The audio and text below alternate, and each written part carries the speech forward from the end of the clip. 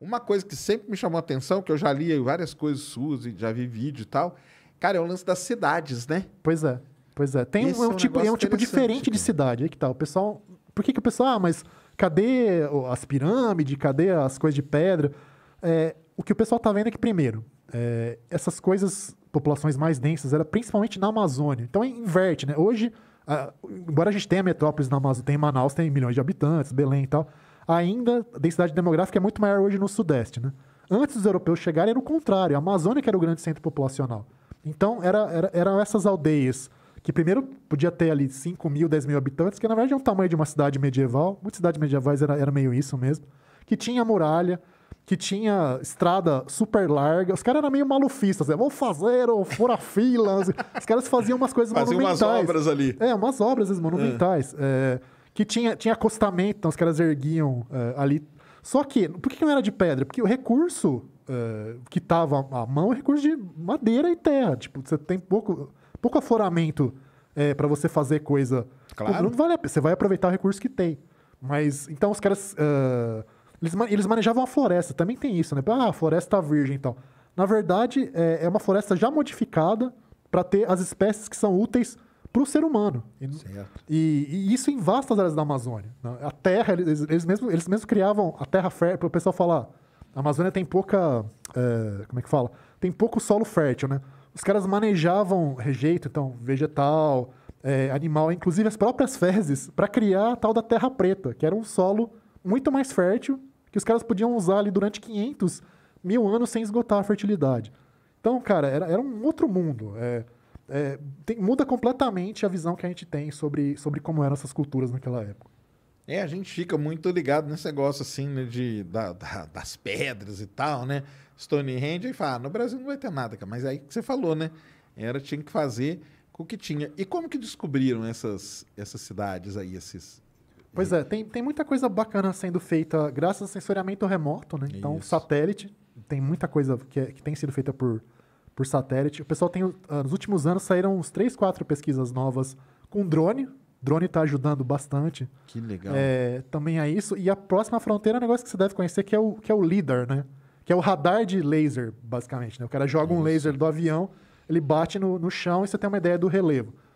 Provavelmente o pessoal vai achar muito mais coisas ainda agora, graças ao LiDAR que está começando a entrar nas pesquisas. A LiDAR a gente já usa muito. No petróleo a gente usa muito. A gente põe ele para fazer o mapeamento de um afloramento, transforma ele digitalmente. Olha só. Que aí a gente pode estudar muito. Então o pessoal vai usar isso aí, né? A lógica é mais ou menos a mesma. Será que chegaram a usar GPR ali para descobrir alguma coisa em subsuperfície, alguma coisa assim? Cara, aliás, GPR, eu te confesso que eu não conheço o termo. O que é GPR? É um radar que você passa assim em cima.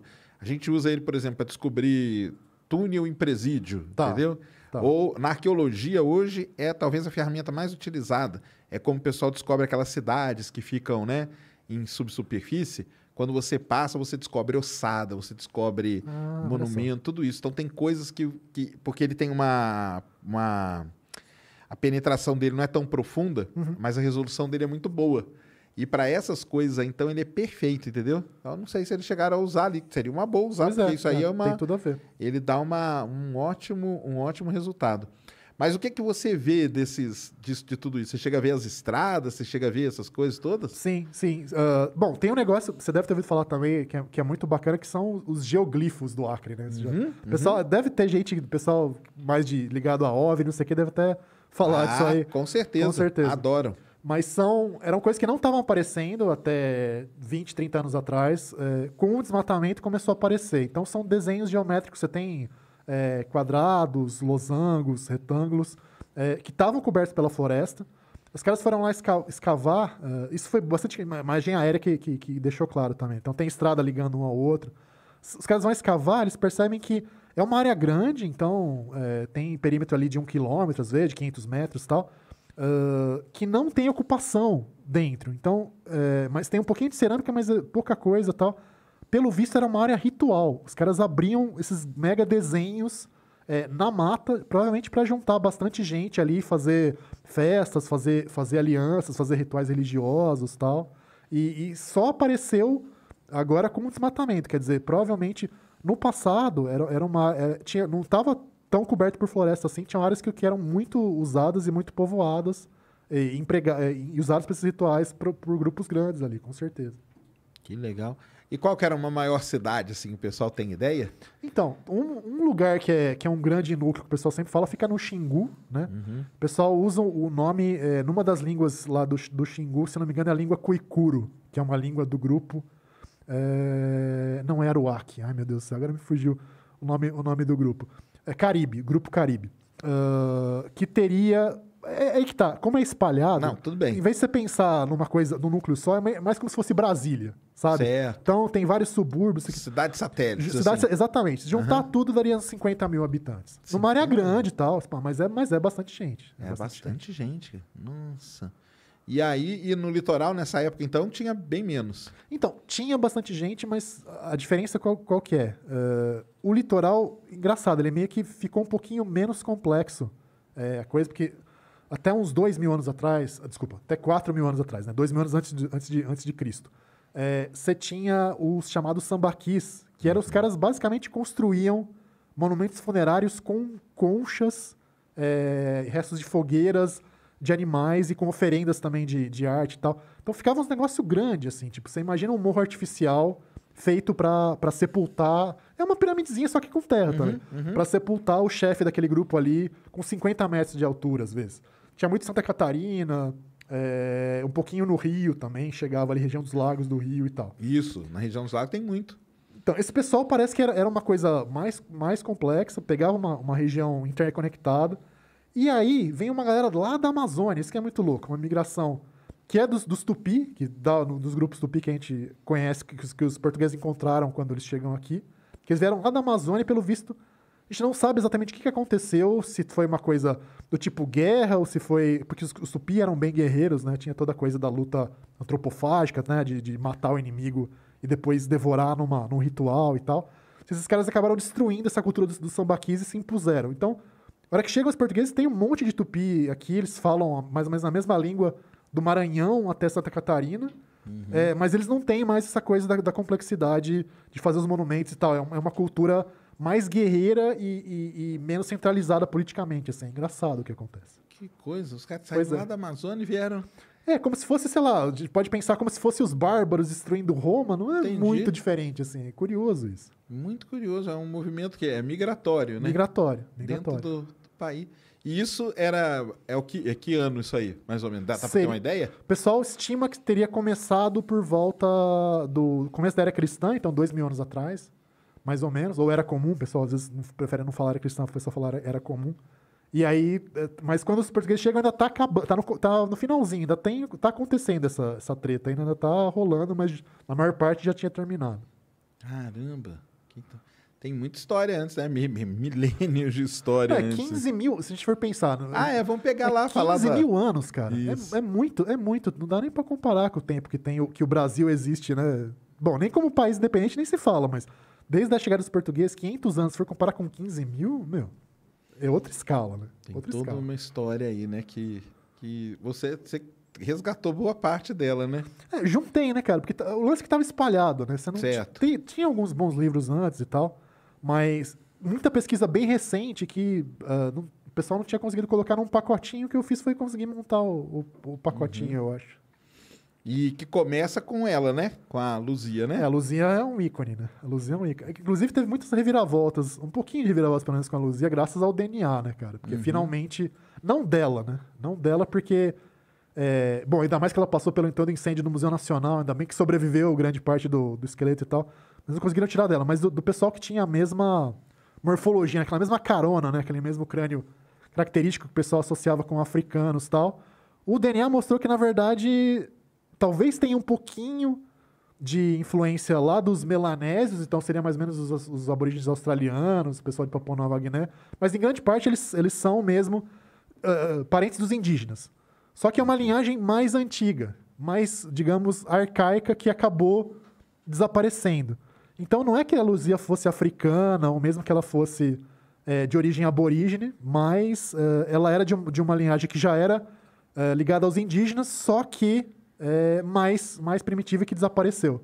Então mudou um pouquinho a escala também, o nível da coisa. Mas é bem legal, é muito legal. Para quem não sabe o que a gente está falando, o que é a luzia? Ela é o fóssil, né, de um... Talvez, pessoal, é que tá. Essa discussão é um pouco complicada, porque tem a brasileira mais antiga. Mas é o ícone da brasileira mais antiga. Tem os seus 11.500 anos, mais ou menos, 12 mil anos. E os ossos, né? Foi os ossos que foram encontrados ali em Minas, né? Isso, em Lapa Vermelha, que é um dos sítios arqueológicos. É pertinho de Belo Horizonte, é meia hora de carro de Belo Horizonte ali, super perto. Isso. E o local mesmo é Lapa Vermelha. Lapa Vermelha. 4, eu acho. Eu vou até olhar no livro aqui agora. Peraí, deixa eu ver. Ah, meu Deus do céu. É duro quando o autor esquece. Mas é 11.500, né? 11.500. 11.500 anos. O rosto é inesquecível, meu Deus do céu. Mas encontraram só ela. ela. Lapa Vermelha 4. Não, é que tá. O pessoal brinca, Luzia é um indivíduo isolado. Na verdade, tem todo o povo de Luzia. Ali naquela região, que é a região de Lagoa Santa, Pedro Leopoldo e tal. Isso. O pessoal já achou, na verdade, mais olha, deve ter passado de 100 indivíduos. Caramba. Já. Que foram enterrados em diferentes...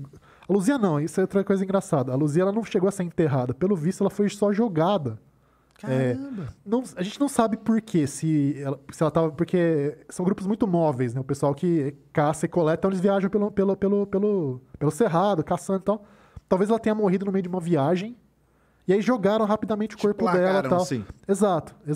Mas nos lugares não, é sepultamento. Então a pessoa foi enterrada, inclusive com os rituais muito loucos. A gente pode até falar deles depois. Então tem bastante gente. E é um pessoal que tem mais ou menos essa mesma cara. É um povo, um grupo ali e tal. E a idade?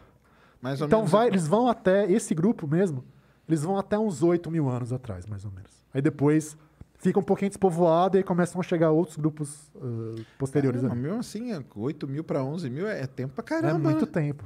Não, você pensar que, né, 3 mil anos é mais tempo do que separa... É mais ou menos o mesmo tempo que separa a gente hoje da época da Guerra de Troia. É muito tempo. É muito tempo, né? Bicho. Desculpa. E esse pessoal tava ali. Estavam ali vivendo.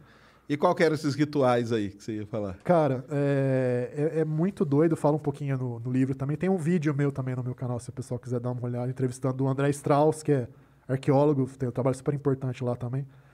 Eles faziam arte com o corpo dos mortos, basicamente, né? Enfim, por exemplo, pegavam o crânio da pessoa, tiravam todos os dentes de uma pessoa e colocavam na mandíbula de outra. Caramba! Ou tipo um transplante, assim? Um transplante, entre aspas, né? Provavelmente o que acontecia? Primeiro sepultava normal, esperava o corpo decompor um pouquinho e depois eles faziam um ritual posterior, né, que o pessoal chama de sepultamento secundário. Caramba! Então, ou juntar no mesmo enterro metade dos ossos de um adulto que metade dos ossos de uma criança. Pô, mas isso aí é pra sacanear, nós vamos sacanear os arqueólogos. Os caras vão ficar misturar aqui esses ossos todos. Então, pintura, né? Pegar pigmento ocre e pintar também os ossos. Cara, tinha de tudo. Tinha de tudo. Muito doido. Que viagem, né, cara? Muito doido. Isso 11 mil anos atrás, 10 mil anos atrás.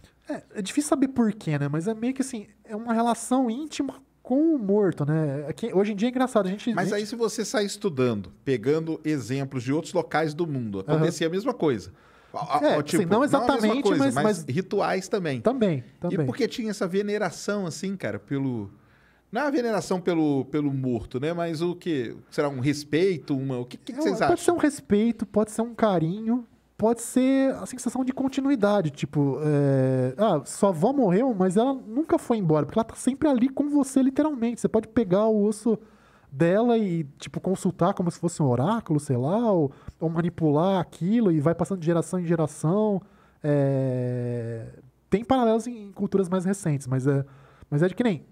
Ainda hoje, até poucas décadas atrás, hoje eles pararam, mas tem um grupo chamado Wari, em Rondônia, se não me engano, que eles tem aquele canibalismo agressivo. Isso é uma coisa que os Tupi faziam. Os Wari é um canibalismo carinhoso, delicado. Então, tipo... o seu parente morre, passa-se um tempo e tal, você consome o corpo como um sinal de respeito pro cara. Caramba. Você tá incorporando de volta aquela pessoa em você, vira parte de você e tal. Ah, tá. Era cheio tipo de... Exato. Entendi. E em outros locais do mundo, o pessoal encontra coisas parecidas. Sempre tem ritual, né? Sempre teve, né? Isso é uma coisa que E é engraçado. Também, aí a gente volta muito mais pro passado, né? A nossa espécie existe há uns 300 mil, 200 mil anos, mais ou menos. Os caras construíram as pirâmides, né? Pois é. Você vê que a pirâmide é bem mais recente. Mas os caras... esse tipo de coisa mais simbólica de você então começar a fazer arte, você fazer adorno pro seu corpo, você ter rituais com os mortos, é mais recente. Começa tipo uns 100 mil anos atrás, 70 mil anos. Então o pessoal acha que... Quando começa a aparecer essas coisas no registro arqueológico, é que as pessoas viraram, entre aspas, humanas de verdade mesmo. Porque tipo cria essa marco. dimensão... Tipo meio que um marco, a dimensão simbólica de você entender o mundo de um jeito que vai além só da coisa material e pensar numa coisa que é simbólica, que é mítica e tudo mais. Certo, que legal isso, cara. E aí eu fico pensando o seguinte, será que daqui, porque aí você vai aqui, passa na frente dos cemitérios, né? Nossos modernos. Tem lá aquelas castelo, casinha, tal... alguns colocam algum santo, não sei o quê. Você já imaginou isso daqui, sei lá, 20 mil anos? O arqueólogo daqui 20 mil anos encontrar, o que ele vai achar? Qual a interpretação que ele vai dar, né? Pois é difícil. Porque se parar pra pensar, as pirâmides que nada mais eram que grande cemitério para um único cara, que era o faraó, né? Mas era o dono de tudo. O dono do boteco, né? E a gente tem os textos, né? O que faz diferença, no fundo, para interpretar é você ter o texto. Por isso que a arqueologia de grupos que não usavam escrita é tão mais difícil de interpretar, porque sem o texto... Então, se os nossos textos sobreviverem, o cara vai saber o que é aquela cruz, o que é aquele anjo. Certo. Mas se por algum motivo os textos ou os vídeos, enfim, sumirem, aí o pessoal vai ter que viajar muito mais na maionese, com certeza. Porque hoje você pega assim, o pessoal tem lá um jazigo, né, que chama, né? Uhum. Que você vai lá e enterra várias pessoas da mesma família. Isso aí já existia no passado, assim, distante. E hoje, graças ao DNA antigo, né, aqueles métodos de você conseguir pegar um pouquinho de DNA, hoje em dia você já consegue saber que esse morto é primo desse morto, que é filho desse morto. Então esse negócio de enterrar todo junto é um negócio que a gente foi herdando, sim, será? Dependendo da cultura, sim. Vai ter algumas que vai ser mais misturado, mas você vê em vários casos. Essa coisa de você pensar na continuidade familiar tem com certeza. Tem, olha só, cara, que legal. Eu fico imaginando, cara, daqui não sei quantos mil anos o pessoal vai lá, pega aí o cemitério da Consolação, que tem aqueles castelos, aquelas coisas. Vai virar uma piada. E vão falar o quê? Sabe o que vão falar? Eu sei. Que foram os ETs que construíram. Porque o ser humano não ia poder construir um negócio Como é que é o gesto? Aliens, é assim o cara fazia? Aliens. Eu não sei o que é, mas eu sei que é isso mesmo. Porque o ser humano não ia poder construir um negócio dele jamais, né? Que o pessoal fala, não é isso? Ai, cara. Então, só pode ser os alienígenas. Não, cara, era o cemitério aqui na Rua da Consolação, entendeu? Eu fico imaginando isso, tipo os caras no Egito. Que ET, cara? Isso aqui era pirâmide aqui, ó, na esquina da minha casa, os caras usam barco, plano inclinado. Aliás, quem ainda pensa isso, ó, gente, tá um monte de evidência. Tem arqueologia experimental, isso é uma coisa legal, né? Existe arqueologia experimental, que o pessoal tenta refazer as técnicas. Com a tecnologia toscona do Egito, da Ilha de Páscoa o pessoal gosta, né? Tudo aí dá pra fazer tranquilamente aqueles negócios sem guindaste, sem laser, sem nada, tá? É tudo com pedra, plano inclinado, madeira, barco. Acabou. Então, esquece. Um salve aqui para nossa amiga lá do Science Vlog também, para Márcia Jamile, Márcia Jamile, né? Exatamente. E eu sempre falo para ela fazer o vídeo da adaga do Tutankhamon. Adaga do Tutankhamon?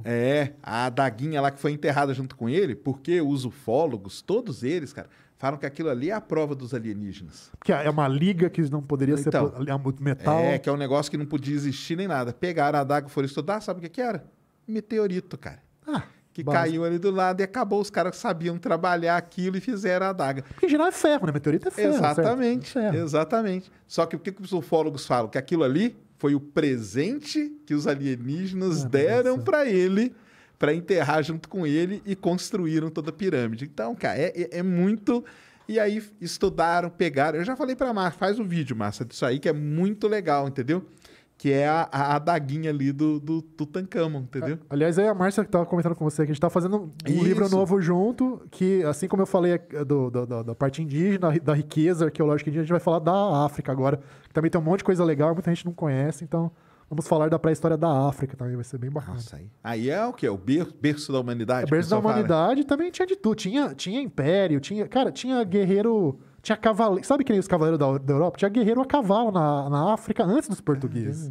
Na África negra, né? Subsaariana. Sei. Uhum. Então, os caras comerciavam com a China, os caras comerciavam com o Irã. Então, tem tem muita coisa bacana para falar. E isso a gente pode falar, que é o berço da humanidade, é mesmo. Não sim, tem. sim. Isso aí Inclusive, já tá... aliás, várias vezes, porque a hora que você olha na história dos hominíneos, né? O pessoal fala hominídeo, mas hoje o certo é hominíneo, que não, dos ancestrais do homem. Então, todas as vezes, praticamente, as ondas migratórias saíam sempre da África. Então, primeiro saiu o Homo erectus e foi para a África, depois o ancestral dos Neandertais provavelmente veio da África também, e o do Homo sapiens também veio da África e se espalhou pelo mundo todo. Então, isso aí podemos falar com... Somos todos africanos, isso aí não tem a menor dúvida. É o berço mesmo, né? É isso aí. Que legal demais, cara. Não, esse negócio, cara, eu acho sensacional.